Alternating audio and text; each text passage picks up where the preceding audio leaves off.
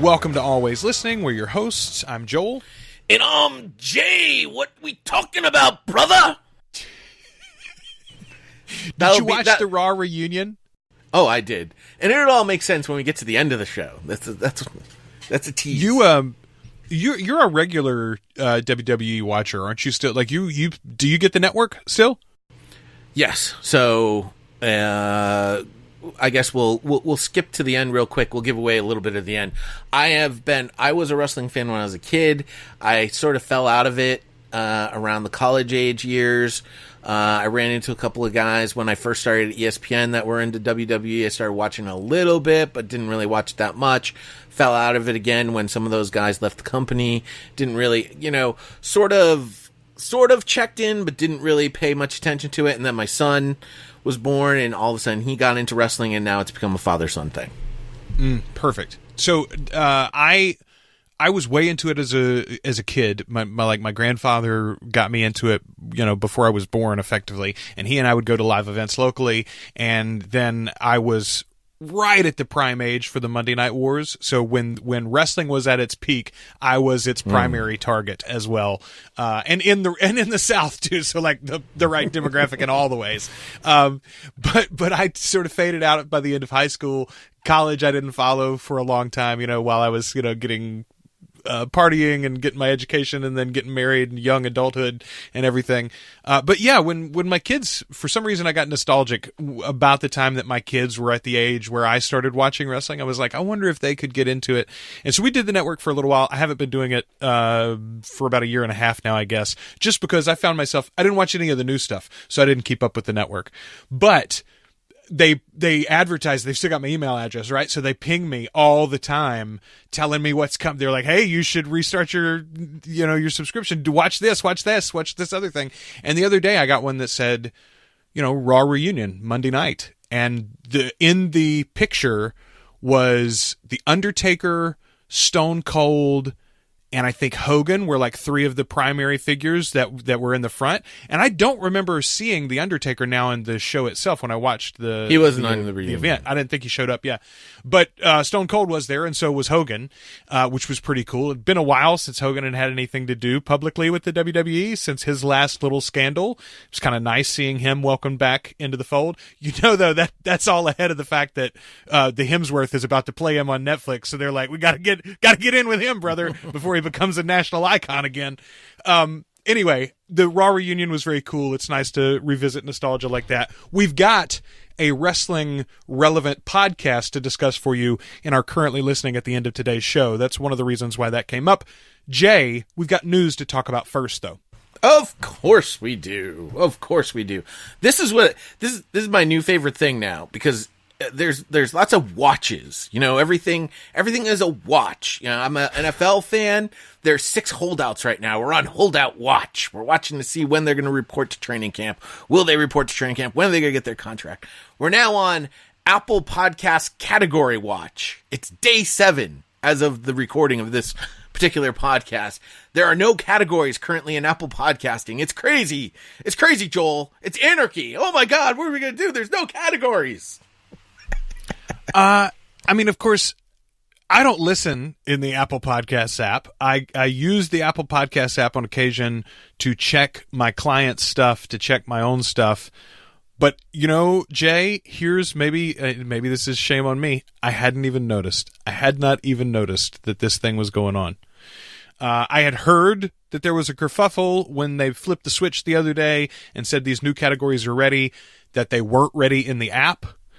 But I figured that'd work itself out in a day or two. It is not. We're now on a whole week that it's been screwed up. That's kind of messed up, I will admit. Shame on Apple on this. Well, and the thing too, when you go into the app and let's say you go to a specific podcast and you see, oh, look, there's a category, like there's a sports category, and you click on the sports category, it brings you right back to the homepage of the Apple Podcast store.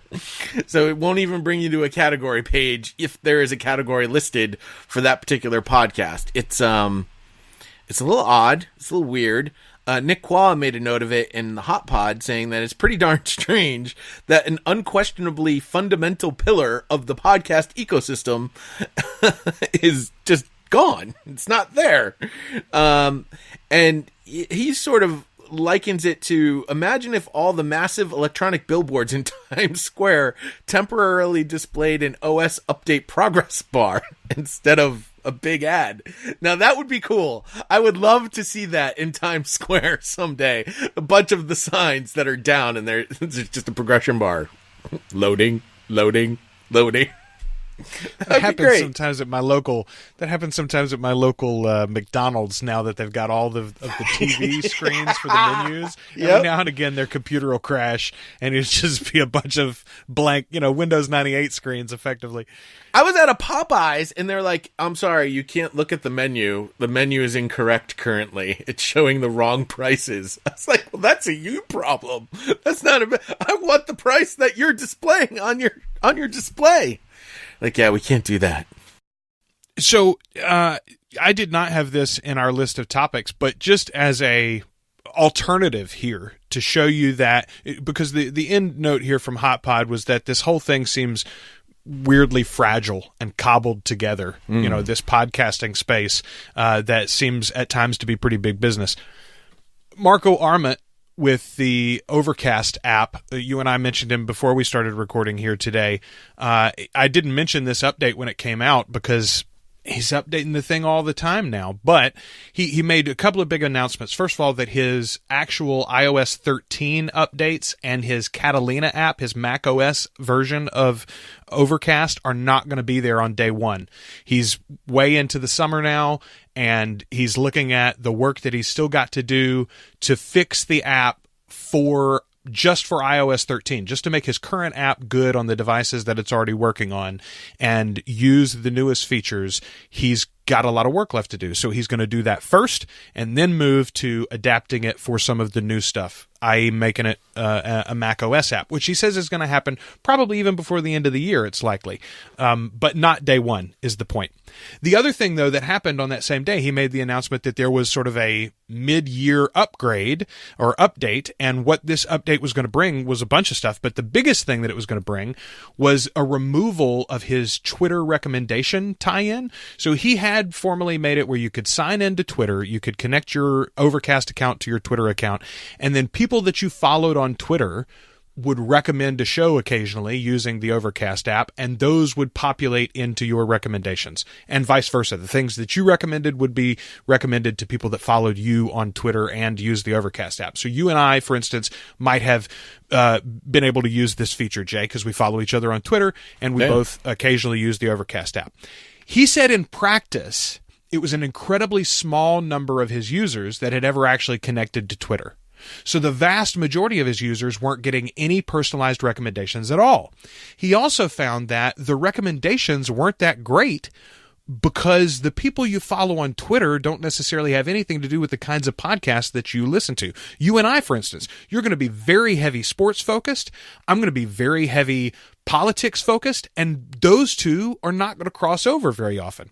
So he's switched now to a machine learning based recommendations engine that is only based on other Overcast users.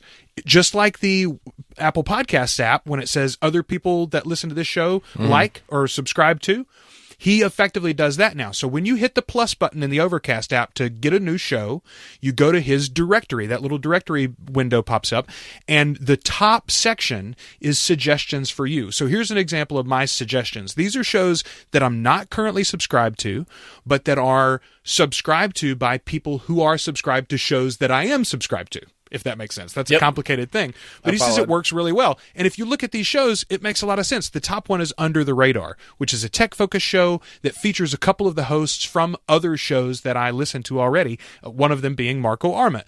Pod Save the World is the second one. I listen to several of the Crooked Media shows. Pod Save the World is a show I used to subscribe to. I eventually fell off because I'm not that interested in foreign policy as I am in national policy.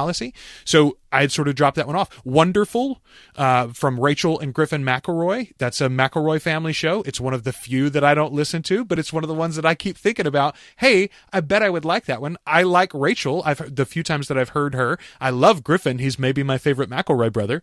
And that show is all about them bringing things that they like to talk about.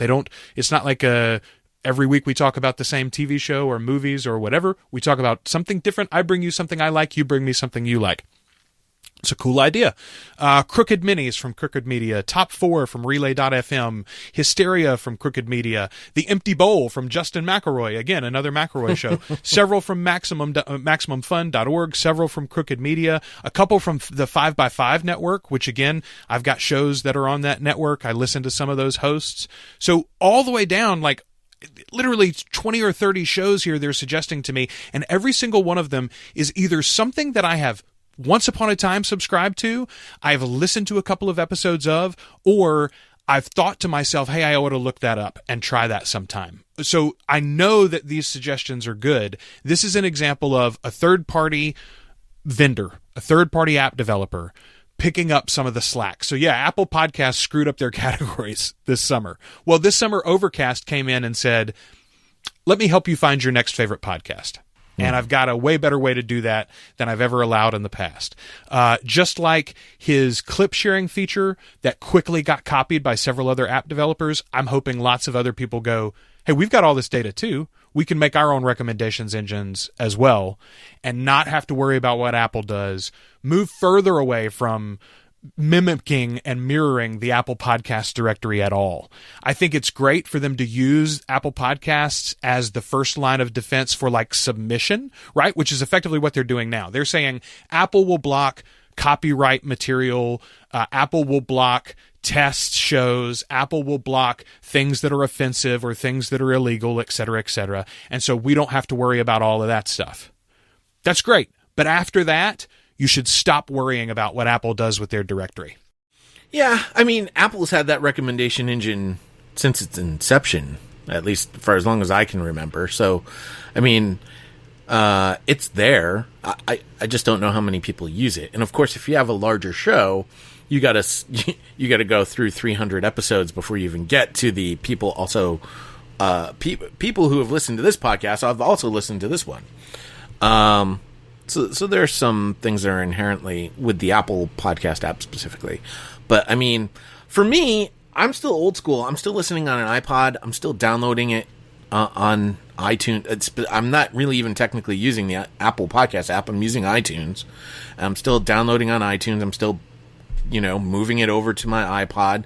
I don't even sync my iPod. I tried syncing it this summer, and it totally screwed up everything that I was doing. It flooded there was too much for my iPod to handle, for one.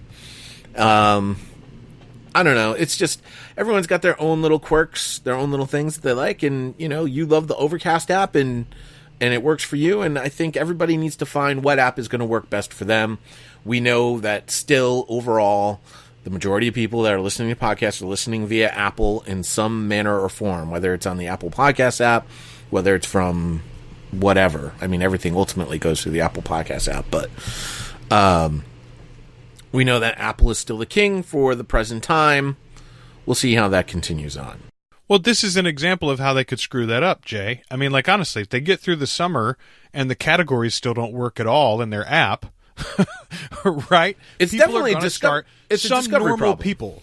Some normal people are going to start looking elsewhere. Apple even already. So every now and again in the App Store, the front page of the App Store will have a big feature section that shows you all the other podcast apps that are out there. So I'm saying those same quote unquote normal people that just take what Apple gives you will eventually find frustration, or might eventually find frustration in the Apple Podcast app, and Apple is already showing them what their competitors are doing, is what I'm saying. So, well, I mean, right now, what it comes down to is the only way that you can find new podcasts is whatever is on the front page of Apple. And this could be, honestly, an experiment being done by Apple to see how much do they really need these category pages. We talked about last week how Dave Jackson pointed out that there's going to be something like 32,000 more podcasts featured in their own top 200 because of all these new categories being featured. Well, maybe Apple is like, oh, no. We're not going to do that. No. Why would we do that? We're buying content now. We want to focus on the content that we're going to buy and we're going to promote exclusively here in the Apple Podcast app. We don't need to do that. No, why would we do that? Out of the kindness of our hearts? We're not making any money off this podcasting thing. So it does strike me as one of those things that, like a couple of years ago, there was an app that got booted from the App Store for a specific procedure, while also Apple printed a notification to app developers that they were going to be allowed to do the thing. And both those things happened at the same time. And it was because literally the right hand wasn't talking to the left hand. And the same thing happened with NBC the other day. They canned a show that's on NBC's network while they waited, all the contracts expired, and then NBC Streaming rebought it for a new season. Like, you idiot. You're the same company. Why not just keep the contracts that you had instead of having to renegotiate with all the actors? But okay, fine, whatever. That's the right hand not knowing what the left hand's doing. It's entirely possible that that's what's going on here, that the Apple Podcast Group, because they are so small, started doing one thing, and the broader company had a different idea. As we've heard, they're already working on maybe these big deals or whatever with content producers. Perhaps those two things were sort of moving independently, and then they heard and they were like, wait, how many are going to be featured? No, as you said, no, we're not doing 32,000 new featured podcasts. Thank you. We're going to feature the 10 that we pay for. It could be, but we still have to wait and see on that. Hey, speaking of waiting and seeing, apparently there was a study done this summer by RAJAR, which is the UK audio measurement company, akin to Nielsen, by the way, here in the United States. They found out something that we already knew. 92% of all listening to podcasts is done alone. Oh, go figure. You put earbuds in your ears and you share that with somebody. No, that's not the way it works. And we already know from the good folks over at Edison, my good buddy there, Tom Webster, that people are using their smart speakers to listen to more audio together, but it's still not, it's nowhere near 92%. It's a very small percentage. A couple of things I think that could change this and open it up a little bit over time. First of all, as more of a percentage of all audio becomes on-demand audio, the listening habits of on-demand audio will more closely resemble the listening habits of traditional radio, I think, because a larger percentage of the population will be doing it. So their same habits will largely continue even though they transfer their mediums. That's just my general thought. But also, here's the thing, Jay. We have, again, just the beginnings of the birth of these smart speakers, right? Like, it's really just starting to happen. Also, you have a new technology, which, again, I don't know if other companies are doing this. I assume they are. But Apple, in the betas this summer, has a feature where you can share audio with headphones. So I can be listening with my AirPods. I think it already worked in the last version from one set of AirPods to another. So if you and I both have AirPods, I can share a piece of music or a podcast with you. But in iOS 13, any Bluetooth headphones work. So I can be listening to a podcast and say, hey, you want to listen to this with me? And I can share it with you as well. Again, that's not going to skyrocket. No. It's not going to take off overnight. But introducing that technology and then everybody eventually having a device that it works with, again, over the course of 4 or 5 years as that trickles down across the market, right? You can imagine that in 5 or 10 years, this data looks different. But again, not surprising that today, 92%, we talk about it all the time, what an intimate medium it is. It's in showers, it's in the car alone, it's on a commute, it's in your headphones. I actually don't think in 5 to 10 years it'll look all that different. If anything, it'd be like 89%. You know, I don't think there's going to be a huge amount of people that are all of a sudden going to be like, hey, I see you got earbuds. You want to listen to the same thing I'm listening to? That's just not the way people interact anymore. And it is a shame. It is a shame. I hear this all the time about, the forgive me, I hate talking in generalities. The millennials, they're all sitting there with their phone. They got their head down. They're looking at their phone. They're typing away at their phone. They're not interacting with people. You get on the bus, you get on the train, you get on any sort of public transportation, and you see everybody with their earbuds in. Nobody's listening to each other. Nobody's having any conversations with each other. And I'm not saying that people back in the day, like our parents, when they were taking public transportation, were sitting there having conversations with each other. It's just not in our humanity, the way that we've been raised, to sit and talk with strangers. We've been raised as kids to avoid strangers. Don't talk to strangers. So it's not really 40, 50 years ago, they were all reading newspapers, Jay. Well, it's just not in our blood to interact and commingle in that sort of sense with a bunch of strangers. So I just don't see, and even in a group of people that you are friendly with, like let's say the workspace, I still don't necessarily see the, hey, you want to listen to the same podcast I'm listening to? I just be like, hey, I'm listening to this. You should give it a listen. Go back to your cubicle and listen to the same thing I'm listening to. Yeah, you're right. You're right. It's never going to get down to that 60% or 54% alone like live radio. But I do think the numbers could close a little bit, get into the mid 80s, maybe even the lower 80s. I think that there is the potential for a new rebirth, again, especially as the medium expands, as we grow and define exactly what a podcast can be. I think there's the potential for a rebirth of literally like the family coming around the radio. I think with smart speakers and dynamic programming, I think there is the potential for people to say, hey, let's set aside an hour where we don't have a screen and we're eating our meal together and we can enjoy whatever that audio fiction is, or the news programming, for instance, like good quality, family appropriate news programming that was presented in the evening hour, kind of like a live broadcast or something. I think that could be really cool. And I think that with the expansion of smart speakers, I think that's possible. I don't think that's like some sci-fi future. I think that's something that we could see. I don't think that it's impossible, but I definitely don't think it's probable. I just don't. Even as I raise my own children and sort of have my own idealistic sort of thoughts on the way that a family should sort of gather around the dinner table or whatever, and we do our best, my wife and I, to try and have those moments. That's like once or twice a week when all of us are actually available to be around a dinner table. The rest of the week, I'm either off to work, my wife is still working before she gets home to work, before I'm gone to go do what I'm doing to make money for the family at the present time.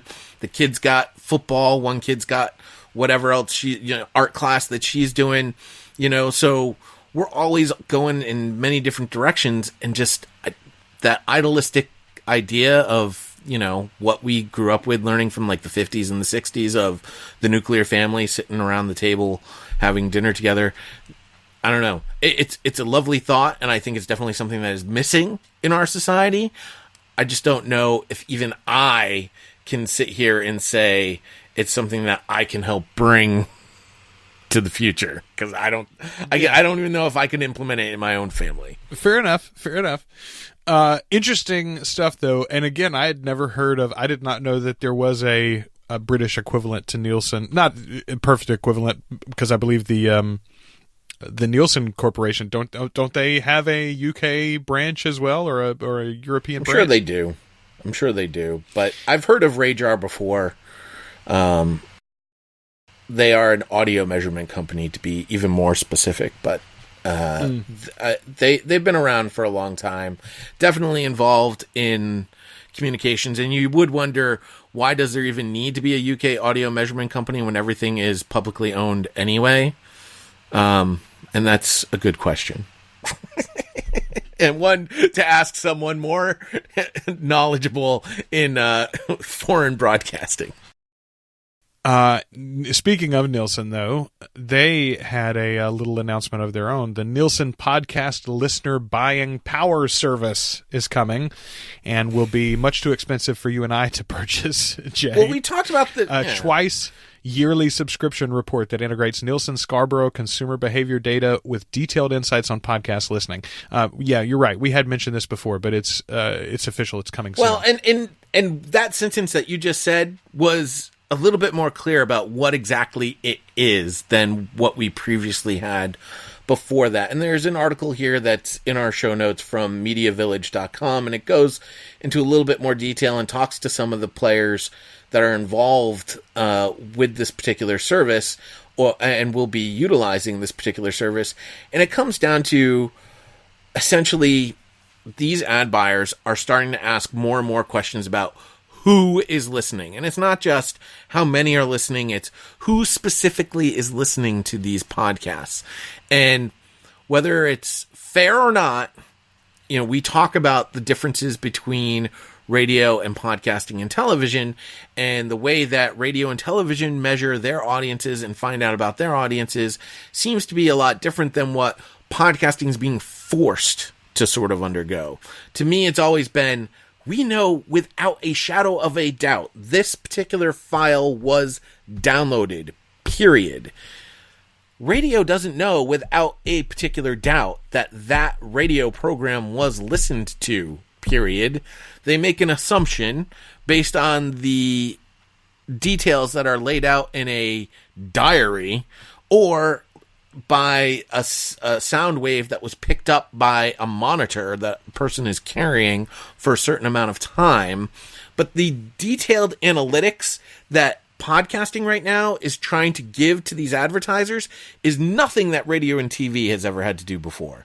And if they have, it's been in very sort of, I don't want to call it shady, but it's a very murky sort of assumption-based analytics. This is going beyond that. This is more focused, more direct type of analytics that are being delivered to the ad buyers that ultimately is a good thing for podcasters. And this is the part that drives me nuts when I'm hearing things from other people out there and they write articles about the privacy of your listeners, is that this is all for the betterment of the space. It's not, nobody's trying to do anything nefarious with this information. Yes, nefarious things can happen when this information gets into the wrong hands. Totally understand that. We've seen it happen. We've been reading all sorts of different things about what's been going on with Facebook and things of that nature. Get it. Totally on board with that. But ultimately, these companies aren't being created for that type of use. It's being created to help provide a service in a better manner. Well, I mean, we want bigger money in the space. Also true. That's what we all say. We want more money. And for more money to come in, they will want to better qualify and quantify the return on investment. That's what it comes down to, and that's what this is about. They want to be able to better track the money that they're spending as that money becomes larger. You're right in that this is not what TV has ever offered. This is not what radio has ever offered or will ever be able to offer. This is akin to and very, very close to what they're wanting is basically what they've gotten with digital advertising, with web advertising. With web advertising, they can effectively know if it's a large enough company and they are interested enough in my profile, they can know specifically how many times the ad has been shown to me, Joel Sharpton. Like, that is what the web has given them. Is that a good thing? I would argue that it's not on a whole for what the web has. It hasn't made the web better. I think it's made the web a little worse. And I think we are now seeing a swing against it with continued privacy push by all the major vendors for web browsers. Even Google is on board for a lot more tracking transparency and tracking opt-outs and things like that, or opt-ins even, which is better when you have to say, I don't mind being tracked and targeted for advertising. obviously Apple is leading the path here, making it very clear that in the newer versions of their web browsers on both iOS and the Mac, they're effectively going to shut all of this down that they have access to and can, and only when you opt in will you be targeted in this way. I think effectively the same cat and mouse game will happen in podcasting, because the fact of the matter is that app developers like Marco and Overcast, he's not going to play ball with any of this. Whatever pixel tracking, auto things you want to do and embed in the files, he's going to shut down as often as he can. And if it gets to the point where the only way to access your content is to also send you this data in some fashion, I think he's the kind of guy that'll make it a pop-up in the app before you load the audio. It says, you're sending your data to this producer. Is that acceptable? And you click opt in, and then he'll allow you to listen to the audio. I mean, I think that's the cat and mouse game that we could get to here. Will Apple allow significant tracking from third-party producers in their own app? I don't think so. One of the things that Nielsen mentions is the idea of having an actual ratings of podcasts like they do TV shows. And they say it would require cooperation from all the major app developers. Apple is the biggest game in town, but that would mean Spotify. That would mean Overcast. Overcast is only like 3% of the total podcast consumption market, but that's big enough that the numbers would matter if you were talking about ratings, particularly when it would incredibly skew the kinds of genres and shows that would be featured, since a certain subset of the audience is much more likely to listen through Overcast or a third-party app than the built-in apps. Anyway, it brings in a lot of questions. I don't think it's going to break podcasting. I don't think it totally broke the web. I'm also not as positive as you are on what it will bring to the medium. In the short term, I think it's going to bring a lot of money. I think it's also going to bring some hassle or some negative effects, like the tracking and the sort of the ad cruft that we've gotten in the web. And then long term, I think developers, vendors, app developers, whatever, will swing back at that. Producers will swing back at that in some way, and it'll fix itself, is what I'm saying. I'm really not worried about this. I think better tracking is good of the overall market. Better understanding of like what the market is doing would be good. Individual tracking, I don't think is helpful for producers in the end. I really don't. Yeah, I mean, I see your points, and I think everything will ultimately work itself out in the end. I'll put it that way. I think yes. Where I may disagree, where it could still be helpful to a producer in terms of advertising dollars, in terms of the way that they produce their content, knowing exactly who that audience member is that's listening to this podcast and producing specifically for them, is something that could be helpful. At the end of the day, what will win is the dollars and cents. So if the dollars and cents all make sense, then it's going to end up happening. And if they don't, then it's not going to end up happening. And that's pretty much the bottom line. More information from different surveys. Westwood One did a survey a couple weeks ago, found some interesting information that, again, we all sort of already knew. But their interview came from a survey of 1,407 U.S. respondents who were monthly podcast listeners, made up of 1,005 weekly listeners and 489 podcast listeners who consumed 5+ hours per week. Now, their information found, dun dun dun dun, Apple is the dominant player. Oh, thanks for the new news. But what it did find, and stats that I haven't seen in any of these other sort of surveys that have been done, the average monthly podcast listener accesses 2.7 podcast platforms. Not podcasts, but podcast platforms. That means Apple, Spotify, Google, etc. Podcast newcomers use 3.5 platforms. I find that very interesting. Let's just stop at this particular point. Why are we accessing the different platforms when most of the content is on all of these different platforms? We will probably see these numbers increase as there are more and more exclusives out there, but that's not the case right now. Do you think that Westwood One included YouTube in the possible podcast platforms? that they counted? I would guess yes. I would say that they did too. I think this makes perfect sense, Jay. You and I have spoken about this before with the idea of exclusives, especially, and that becoming more of a thing. But even before exclusives, so like the Ron Burgundy show, which we've mentioned before, is not a true exclusive. It's available in any podcast app. It's just produced by iHeartRadio. But again, as a non-podcast listener, a current non-podcast listener, or one that is not a regular podcast listener, but you hear about that show and you think, I love the Ron Burgundy character, let me try that entertainment. Where do you go and listen to it? Well, you would assume iHeartRadio. At least I would hope you would. If you saw it advertised on YouTube and they linked to a YouTube channel, maybe you just go to the YouTube channel, right? Or you YouTube search that Ron Burgundy podcast or whatever.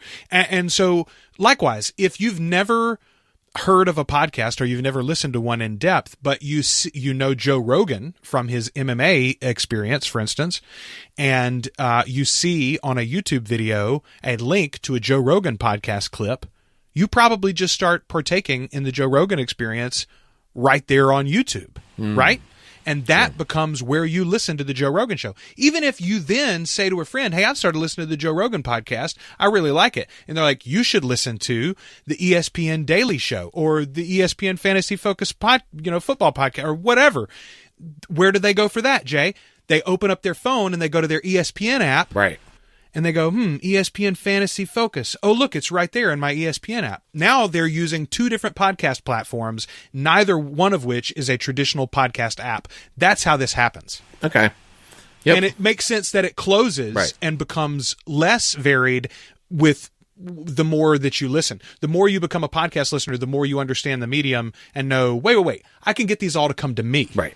Wherever I want to be. By the way, YouTube is most definitely something that they listed as a platform, because it notes here that 67% of podcast listeners who listen to 5+ hours per week follow their favorite podcast hosts on social media, and they're equally using Facebook, Instagram, Twitter, and YouTube to follow their favorite hosts, which is also kind of an interesting stat. I mean, oftentimes people ask, what social media should I be using? And the answer is whatever one your audience is using the most.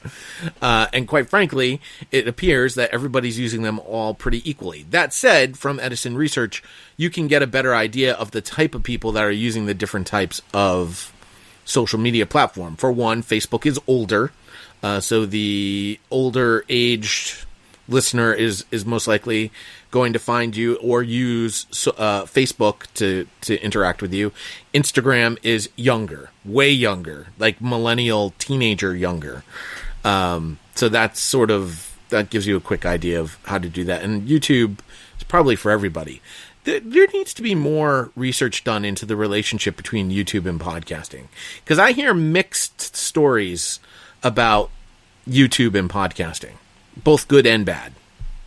I mean, it's outside of my own use, but I know too many people who say that they are podcast listeners, avid podcast listeners even, would call themselves podcast fans, have maybe spent money on merchandise or attending live events, and yet the only way that they listen to podcasts is with a YouTube video closed in the background, minimized in the background or whatever, while they're doing something else on their computer. That is how they listen to podcasts. And I am one of those guys on Facebook telling the guy that has a YouTube channel that he doesn't have a podcast yet. He's got to get an RSS feed. And yet, I mean, we literally talked about it last week, right? The word podcast maybe has become genericized. I don't want to accept that yet, but I think this is an example of how people younger than me, especially, but not even people younger than me, people older than me too, people that just don't use this medium like I do. This is the way that they're coming to it. This is the way that they're discovering it. And sometimes this is the way that they're continuing to use it. Hey, we put our show on we put our show on YouTube specifically for that reason. I know that there are some people that's how they're going to get it. That's how they're going to listen to the show. Okay, great. Listen to it there if you want to. Absolutely. Be wherever your audience is going to be. And quite frankly, right now, your audience is everywhere. So be everywhere as much as you possibly can be. Podcast promotion on AM/FM radio is noticed. 31% of podcast newcomers typically discover podcasts by hearing about them on AM/FM radio. Note, Westwood One is a radio broadcaster, so take note to that. But you mentioned the Ron Burgundy Show. I know iHeartRadio has been very heavily promoting podcasting on all of their radio channels. Yeah, if the radio world, if the American radio world at least, was not as consolidated as it is, I don't think this number would be so high, because the mom and pop radio companies are still not diving in full bore to podcasting, and so they're not promoting it. But the big companies have. The big companies have all moved that way. Some of them several years ago. All of them have now made big investments in podcasting. And because of that, they see what we've continued to talk about. Podcasting is way cheaper than terrestrial antennas. All we got to do is get to a place where all of our listeners, or 70% of them, 80% of them, can access our content without an antenna, and then we can turn that shit off. We can turn that stuff off. But I mean, honestly, like those corporate overlords, maybe not the end. Like, I think my local general manager here, the guy that I used to work for on radio, I don't think he is longing for the day when he can turn his transmitter off. I think he's sort of like sanguine about that, maybe hoping he retires before they get there. But the corporate overlords cannot wait for the day that they can turn that transmitter off. That transmitter is a huge negative on their balance sheet. The only thing that tower is good for is for renting it out to cell phone companies to mount their little antennas on the top of it as well. That's the only thing it's good for. So they'll be happy when they can turn it off. And I saved this last one so that we can move on to the next story. Podcast ads are the least likely to be skipped among all media. Monthly podcast listeners skip digital ad formats the most. I'm assuming digital ad formats being the ads that you would pop up on your computer screen. I don't know. I don't know how you can possibly skip over a digital ad that's like a banner ad on a particular website or something like that. Well, I mean, maybe they're talking about using content blockers, which is something that I have turned on occasion. I have ad blockers turned on sometimes for some of my devices. That might be what they're talking there. But I think they're also meaning, like, what don't you partake in? What don't you interact with? And pop-up ads is something that I never interact with. I don't ever click on something advertised in the edge of, a BuzzFeed article. No. It's just not going to happen. No, I don't normally either. Although many people say that they do. I do not. And most of the time when I see an ad on a web page, it's usually something that I've already purchased. I'm like, hey, I already purchased that. You don't need to advertise for me to buy it again. I don't need two of them. I only need one.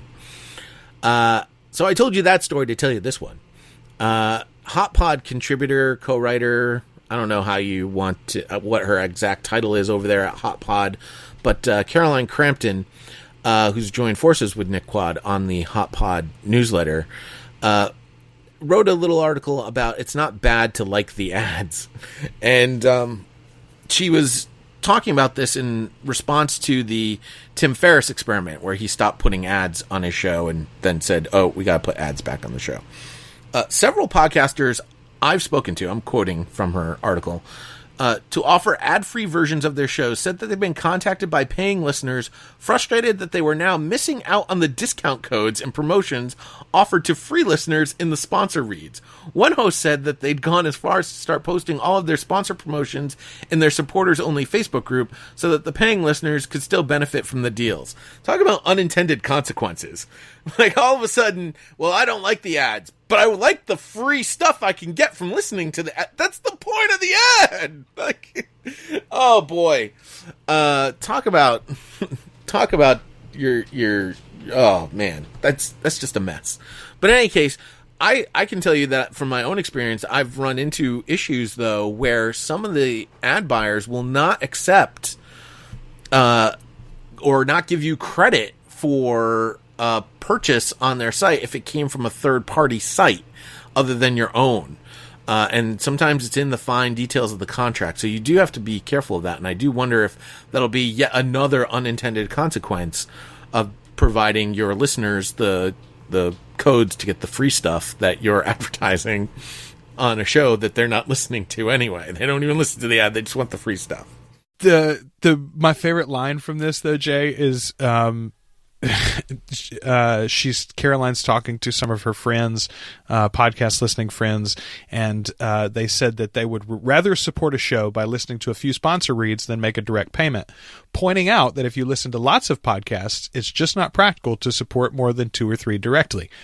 Like it had never occurred to Caroline that it's hard to pay $9 subscriptions a month to all your favorite podcasts. Like, come on. Like, that was I understand her language there, but that seemed like a quite a bit of privilege to think about. Well, I listen to 20 and I pay all of them. No, you don't. Like, nobody's got $100 a month subscription to their podcasts. Okay. That's what the ads are for. That's what they're there for. You pick a couple that you have a direct relationship with and you support them in a direct way if you want to. Just like you have that direct relationship with the WWE network, right? You could watch Raw and SmackDown and whatever their Saturday morning programming is all on your cable package for free, ostensibly, right? Yep. You pay the extra money, theoretically, for the pay-per-views, but also because you want all of the content. You want to be part of the club. You want to be connected to that brand and get everything that they have access to and everything that they want to offer you. It's the same thing with, again, I feel like, especially in this age of streaming, the companies that we align ourselves with, it is a little bit about like, we're wearing it. We're repping our club, our side. This is hey, I wear Crooked Media merchandise, right? Like, because I listen to those podcasts. I like those brands. I like what they stand for. I want people to notice this is what I stand for too. So I wear their merchandise sometime. I'm wearing a Podcast Movement shirt right now because I like that brand. I like what they stand for. I like their event. I mean, that's not the only reason I'm wearing it. I also need a shirt to cover my legs. But I chose this one because I like the brand. I think that there is room for both. But yeah, I do love the fact that like the NPR crowd is waking up to, you know what? Advertising is kind of nice. By the way, last story here, almost as if someone on the show said you should be buying this stock. I believe I shouted it out last week. Podnews notes that there's an article in Seeking Alpha that mentions that shares in Libsyn are cheap. It, quote, trades at half the valuation of its peers, and they're currently trading at near record levels, double where they were last year. If you got the money, folks, you should invest heavily in Libsyn. It also mentions the whole brouhaha amongst their board of directors there, and says that if the company that's been seeking to make some changes there within the Libsyn company are successful, it could actually increase the valuation of those shares in Libsyn, which I thought was also very interesting. Again, it's all about dollars and cents. Libsyn's trading very low. I would go buy it now. Yeah, time is running out. $3 a share, $3.15 a share, $3.15 a share, down from their 52-week high of $3.45. $3.45 a share. Total market cap is $98 million. Yeah, that seems absurdly low priced to me. Like, so low priced, I might go buy 10 or 15 shares today. Just because, like, honestly, like I might go spend $50 on Libsyn today. I might spend a little bit more. I'm saying I got $50. I got $50 I could blow this week. I think I might go blow it on Libsyn instead of a movie. Honest to God. Like, actually, that's not a bad idea.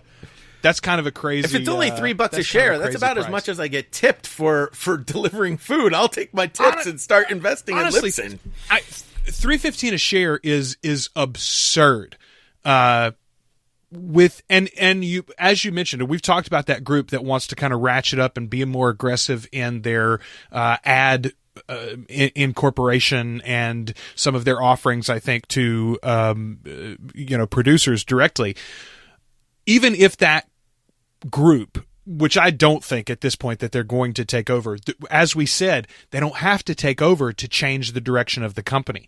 They could show the stakeholders or the shareholders at large that, hey, look, this company is a sleeping behemoth. Why don't we wake up and take advantage of our position in this market before someone else does or just buys us outright?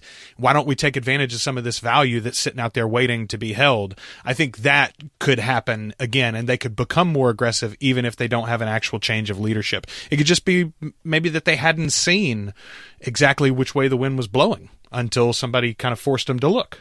Yeah. You just...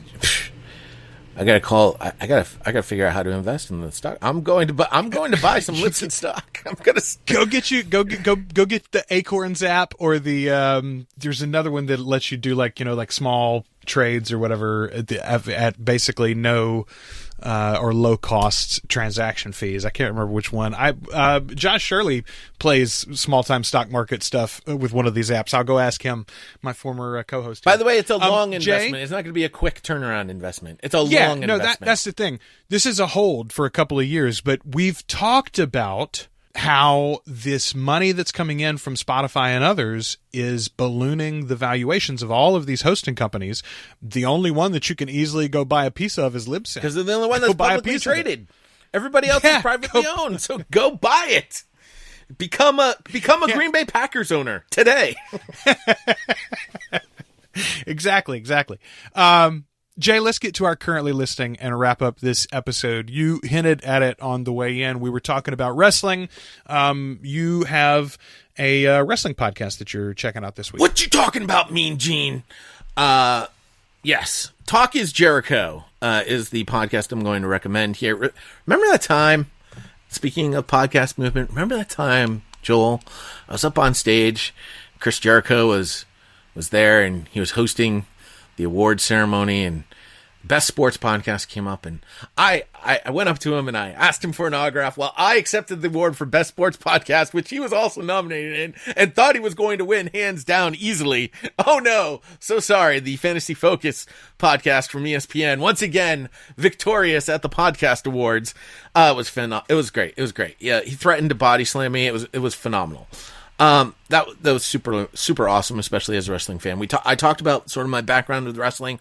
What I like most about wrestling is I think of it as soap opera for men, right? You got these big behemoths. They go and they beat the crap out of each other, but they're not really beating the crap out of each other. Although I will tell you, last night Brock Lesnar put a beat down on on Seth Rollins that was pretty close to real. I actually sat there at one point. I was like, I don't know if this is a shoot or if this is for real, but It looks pretty real, and I can see Paul Heyman over there in the corner going, dude, you got to stop. Like, I think he's hurt. Like, you could read his lips. He's like, he's hurt. You got to stop, because he wasn't on mic. And I was like, I don't know if this is real or not. And then you knew it was fake because they brought him into the ambulance, and then Brock Lesnar ripped him out of the ambulance and beat him up some more. So it was... See, I always hated it when they would go into the ambulance. I'm like, if you just take him to the ambulance and then leave him, I get to wonder this week whether that guy's really hurt or not. But when you send the bad guy into the ambulance to tear him up again, I know that it's all been staged. Yeah. Like, don't give some subtlety there. Like, leave some room for... I want to wonder if it's a shoot, too. Yeah. So, anyway, so to break down the latest brawling going on in WWE, there was a guy named CM Punk. I don't know if you're aware of who CM Punk is or not, but CM Punk... Yeah, he was right on the tail end of my last... When he had his, sit down and told the truth about the WWE... Yes. I was not listening. I was not watching until that, and I watched that on YouTube or whatever, and I was like, I got to start watching wrestling again. This guy is unbelievable. So CM Punk is probably the best example of this. The best stories get told when they intertwine real life with... with their wrestling persona, and CM Punk did it tremendously. You want to talk about a storyteller? He was a storyteller. He's a small dude, right? He's straight edge, does no drugs, no alcohol, straight edge. He's tatted up, but he was a smaller dude. He wasn't a big behemoth like Hulk Hogan. He wasn't super muscular. He was just an athletic guy, or modern day Triple H. Right. He looks like old Triple H, right, not new Triple H. So what his strength is you put him on a microphone and man, could he spin a yarn.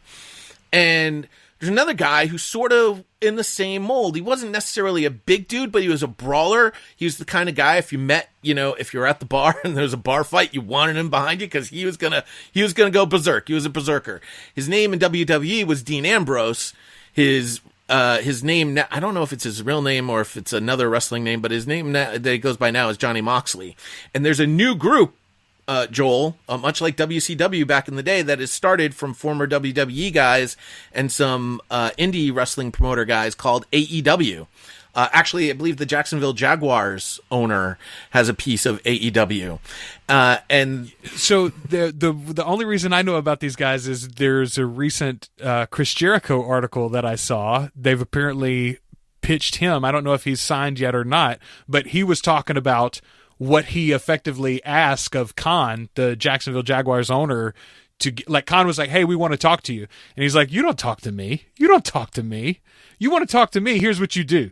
You send me a jet plane to my airfield. You pick me up. You fly me to the Bahamas to what's the big resort? The Atlantis or whatever. You fly me to Atlantis. You put me up in the Oprah suite, which is like $100,000 a night for a week. At the end of the week, I'll listen to your pitch. If I like your pitch, we'll do work together. If I don't, I'm going to go home and have a good time on your dime." You know, like, and I don't know whether any of that was true, but that is such a Jericho thing to say. I was like, I wonder what this wrestling promotion is about. I had not heard about Khan's deal until that. Was this the recent pay-per-view that had the independent pay-per-view that had a big Double or Nothing or whatever? Yep. Okay. Yep. That's AEW, right. And they now have a TV deal. Oddly enough, it's going to be on Turner on Wednesday nights. So we are really getting back into the wrestling wars. No way. Yep. What? Yep. So, but they're not putting it. There's no WWE content on Wednesdays, is there? There is not on broadcast television. On the app, they do their NXT taping show on Wednesday nights on the WWE network. So it's opposite live NXT. Yes. That is interesting. Huh. So Raw is going to be on Monday nights. Fox Sports is going to have SmackDown now on Fridays. It's going to be taped, which, again, they've done this before. They're stupid. They can't have a taped wrestling event at the end of the week. No. They're just, it's not going now. to, not and anymore. especially not on broadcast television. It's going to fail. It's going to fail miserably. You got to have it live or not at all. Like, it's just ridiculous. But in any case, Johnny Moxley left WWE apparently because he's a hardcore wrestler and wanted to get back into sort of that hardcore, like, I'm going to tear my skin up, and I don't understand why you'd want to do that, but in the match he had at that big pay-per-view, he did a whole hardcore thing with thumbtacks and barbed wire, and it was just lots and lots of disgusting, gory blood that I'm not into. But what I really find fascinating about Johnny Moxley, he's married to Renee Young, who is an announcer still at WWE. And and apparently he gives a CM Punk type interview to Jericho on Talk is Jericho that I want to go and listen to and find out, sort of get a little bit more of what the real story is behind his leaving WWE and Vince McMahon. But ultimately, these are the types of guys, the CM Punks, Johnny Moxleys, who tell really great stories that get churned out by the machine that is Vince McMahon. McMahon hates that. He wants full control over everything. I am the god of the WWE. Nothing goes beyond me.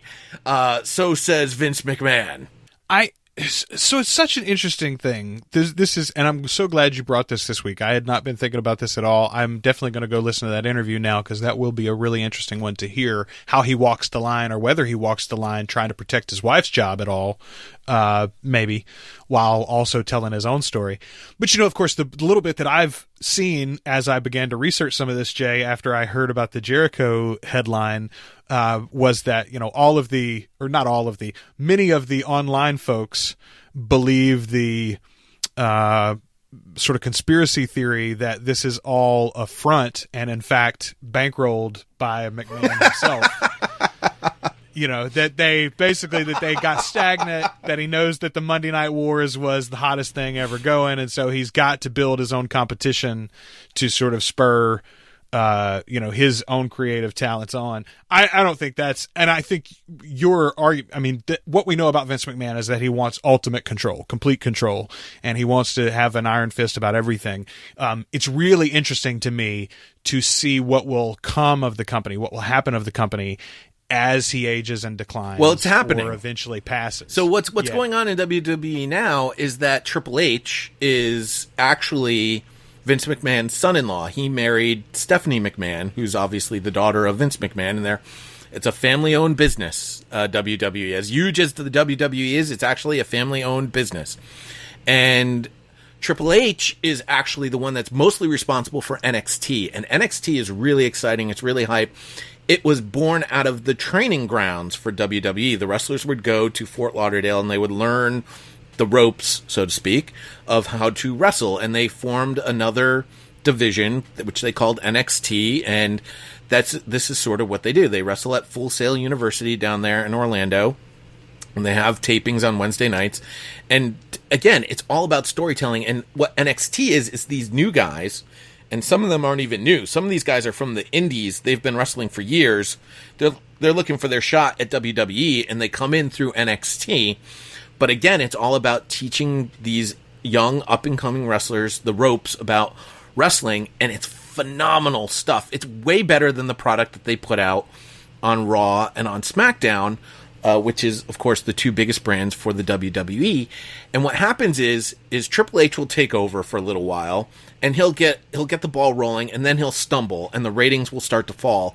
And lately, this past summer, the WWE wrestling ratings have been at like an all-time low. And that's when Vince, the God, steps in and does something called Raw Reunion, which brings back all the old wrestlers, and all the fans get all nostalgic, and the ratings go up because all the old guys come back, and everybody wants to see the old guys. Nobody wants to see these old... I don't want to see these old guys wrestle anymore. I'm done with The Undertaker. The Undertaker's been wrestling now. Still. He's like 58, 60 years old at this point. Like, dude, hang him up. Like, forget about it. It's over. I don't want to see you wrestle anymore. You can't wrestle at the same level as these younger kids can. They haven't done the damage to their body that you've done already. So, I don't know. But that's just me. I love watching these stories. To me, it's, again, all about the storytelling. My son and I, most of the time, we don't even watch wrestling live. We'll watch it recorded, and we'll fast forward through the actual wrestling matches just to watch the promos and the end of the, watch the end of the match just to see how they end up finishing, so we know all the finish moves. And then we will tend to watch the pay-per-views live just because you can't really fast forward the pay-per-view, but... Well, and they're bigger events. They're equivalent to they're the wrestling equivalent to the Marvel movies, right? As opposed to like the Agents of S.H.I.E.L.D. TV show, right? Right? Like you could read the synopsis of the Agents of S.H.I.E.L.D. season and get an idea what's going on in the low-level Marvel world, and then you're going to go see Endgame because you wanted to make sure you saw Endgame. That makes sense. Interesting times, man. I'm glad you brought that up. I'll have to dive into that, listen to that interview, and I may have to check out that new promotion. It's really exciting to me to hear that they're going to be on TV though, and on Turner again. Like there's so much history there. That's really cool. Well, they have an interest. Listen, we can get all into the history of wrestling. My son is more into the AEW than even I am, and that's because it's all been fueled by this internet stuff. Like nothing done by AEW. They don't have a television promotion, so the only way they can promote these events is through the internet, and they're getting this huge following, and that's why they're getting a television show, because they've built up a big enough following where they've sold out these arenas to the same level as WWE is, and now they're going to be featured on television. It's going to be really interesting to see how all of this ends up playing out, and I'm very interested to hear Johnny Moxley's story, because I'm curious as to why he ended up leaving, because he was a big guy in WWE. He was a Universal Champion for a while, and the WWE Champion as well, so... nostalgia for me too in my pick this week, of a different kind. I have started rewatching the Cheers series, from NBC, Sam Malone, Diane in the early seasons, and then Rebecca later. I love this show. I loved it when I was a kid. I watched it as soon as I was old enough to know what TV was. Mom and Dad would watch it, so I'd watch it with them at night. And then when it was in reruns as a kid, it was one that I would watch often. But then as a grown-up, a couple of years ago, when Kelly and I first started dating, I started watching Cheers again, like on Netflix, I think at the time, and she started watching it with me, and we wouldn't always watch the episodes together, but we worked our way through the series together, right alongside each other, and, talking about the episodes as we went. It was really kind of cool. I bought it, a month ago or 2 months ago on iTunes. They had the whole series for like $20. I was like, I can't pass that up. So I bought the whole thing, and I've been watching the episodes. I'm up into the second season now, on the episodes that I'm actually watching. But I got to like the 4th or 5th episode in the second season, and I thought all of a sudden, like, hey, I wonder if anybody does a Cheers rewatch podcast. And there's actually a couple of them out there now. One of them seemed like it hadn't been produced in a while, like it was maybe pod faded, but the one seemed like it was still in regular production. They have finished the 4th season, and they seem to have gone on a small hiatus. The last episode that was produced was in June, but they're social media presence is still active. It looks like they're still ongoing.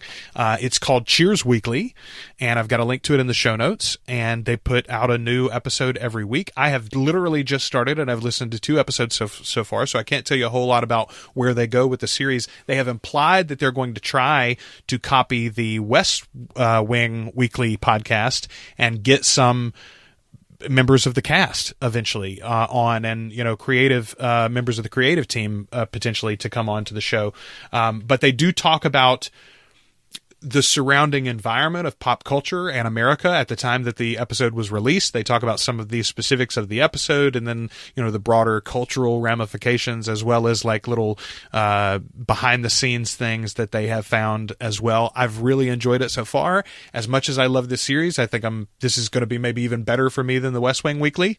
So I am really jacked up about this. I've got a bunch queued up. I'm going to catch up with the podcast before I start watching any more of the TV show, and then I'm going to go back and forth. I'll watch a new episode of the show and then listen to the episode of the podcast. Nice. That's what I'm doing now. Cheers Weekly. Where everybody knows your name.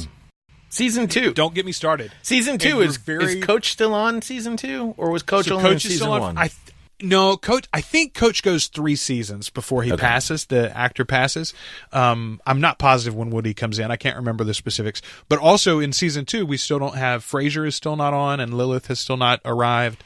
I think they come in the 3rd season maybe. But it is from day one.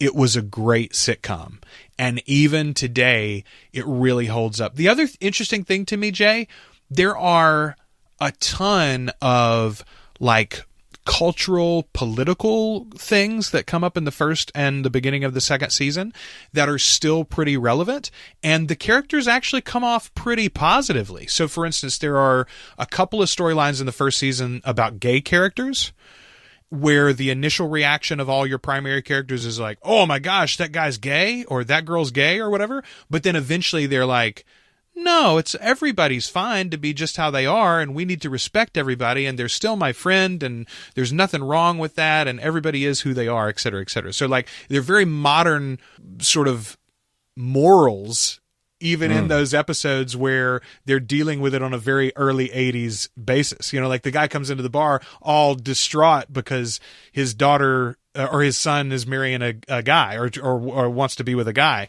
But then like a 30-second conversation with Coach, this old white man who ostensibly you would think would be very backwards minded, and suddenly they're both like, yeah, this is great, and aren't you excited for your son finding the love of his life, et cetera, et cetera. Like that's how that's resolved. It's very, very cool for an early 80s sitcom, actually. 90s, by the way. Maybe the late 80s, but 90s. No, so it was 11 seasons. It went from 82 to 93. Really? Yeah. Wow. The first season is 1982. I was born, but I don't remember the first few seasons. The earliest episodes I remember already had Woody on them, but the show started basically before, like right at my birth, effectively. That's crazy. I always think of it as the 90s. Maybe it's because I went to the Cheers finale. I was at the Cheers finale because I attended Emerson. Really? I attended Emerson College in Boston, Massachusetts, and Cheers was literally right next to a majority of the dorms at Emerson College, right there on Beacon Street. And so, that's awesome. Yeah, me and a bunch of college buddies, we are at the Cheers finale. The entire cast was there, and met Al Roker. Got to shake hands with Al Roker because he was there for, what is he? Good Morning America? I don't remember. The Today Show. They did they did like a big special on the Today Show, and then they also did I think he might have hosted the documentary like before the final episode. There was like an hour-long documentary before the final episode aired. I think he was part of the creative team for that too. That's awesome. I didn't know that. But yeah, it feels like it's more modern. But again, it has, if you go back and it's like MASH though in that way, right? Like MASH is a 70s sitcom in many ways, but it is so modern in its sensibility that it still holds up today. When MASH is another one I'm watching with my wife. She was a huge fan of MASH as a kid. I'd never seen it before, really. And so we're going back and watching it. We're in the second or third season for it too. And the same thing is true there. Like, they confront a lot of things that are startling for their stances, considering the time frame that those episodes were released in, you know? Well, MASH too had the ability of being set during the Korean War. So their time period was in the 60s and 70s, which is when it was mainly being produced, but it wasn't being produced at the same time the Korean War was obviously happening.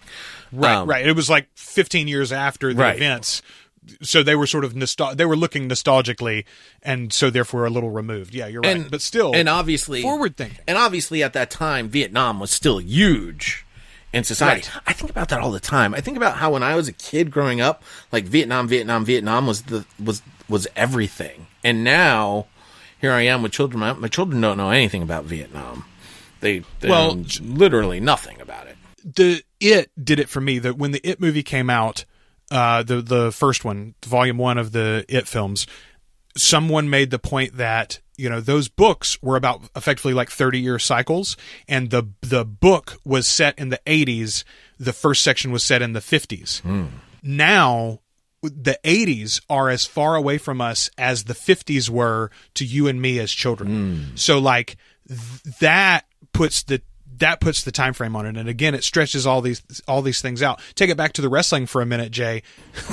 Like, you and I are nostalgic for Hulk Hogan. Hulk Hogan was a grown man when you and I were babies. True, very true. So he is an old man now, and you cannot put those old men up against literal boys that are doing things with their bodies that only boys and girls can do. You know, these kids that are 18, 19, 24 years old at the peak of their physical. I mean, you don't play the NBA. You don't play in the NBA when you're 45, right? You don't run up and down the court.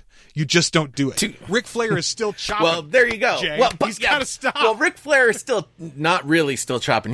He's had a couple of near misses and some health scares in his life. But that's the thing. If you look at Ric Flair looks like an old man now. When you look at Hulk Hogan, he still kind of looks like an old man, but he still kind of looks like Hulk Hogan. Like, he's still a gigantic, muscle-bound beach dude, brother, who could bring it if he wanted to. Except I met him when I was at ESPN. We used to do the car wash where he was a guest on everybody, so he was a guest on our podcasts and all that. So I got to meet him, and he is beat up. Like, that man, like, his back, he's just like, he could barely walk and just like walk like a normal dude. But it's funny because you sit there and you meet him. He's a nice guy. He's very quiet. He's very humble. He'll talk to you and whatever. And then he'll be like, so what do you need for this? Like, do you need me to turn it on?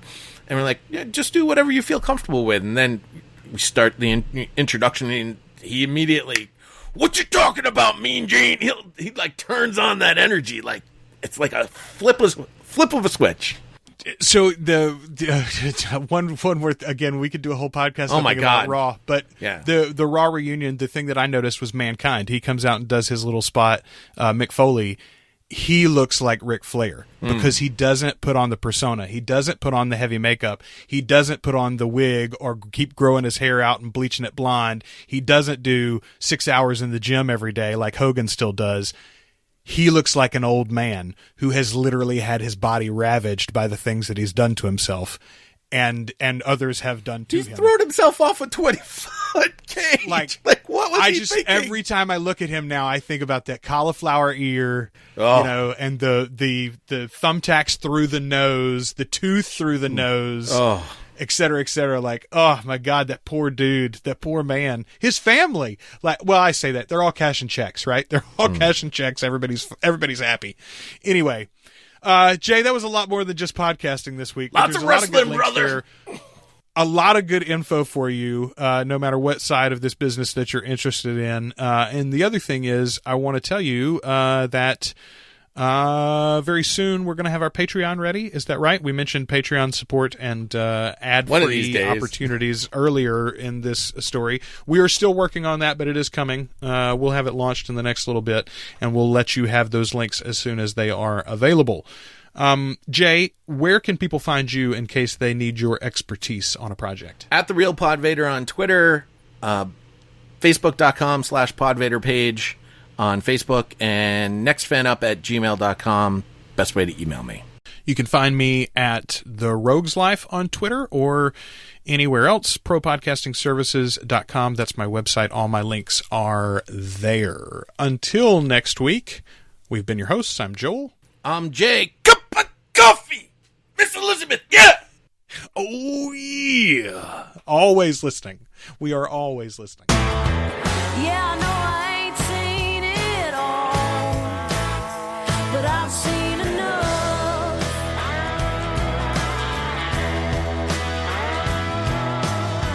Yeah, I know I ain't seen it all, but I've seen enough. Always Listening is a proud member of the Two Guys and a Rogue network. You can find all of our past episodes, including more than 100 podcast reviews, at alwayslisteningpod.com, in Apple Podcasts, Spotify, Stitcher Radio, or anywhere you listen to podcasts. For help on your podcast, visit propodcastingservices.com. Our theme song is Enough from Bethany Rayburn. When that day comes and I stop breathing, will you bury me with my love? Will you bury me with my love? 'Cause if I never thought twice about dying, then this ain't no life at all. Honey, it ain't no life at all. Yeah, I know I ain't seen it all, but I've seen enough.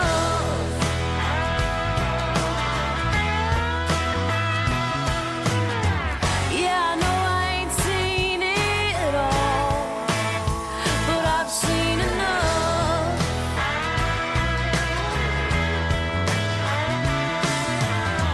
Yeah, I know I ain't seen it all, but I've seen enough.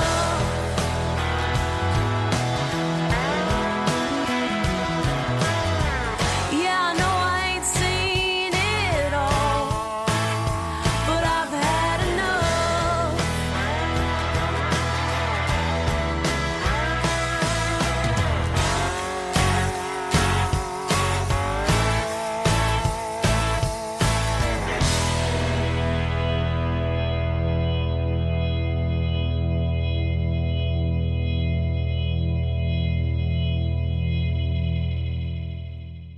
Two Guys and a Rogue. I'm one guy, I'm the other. and this is the network.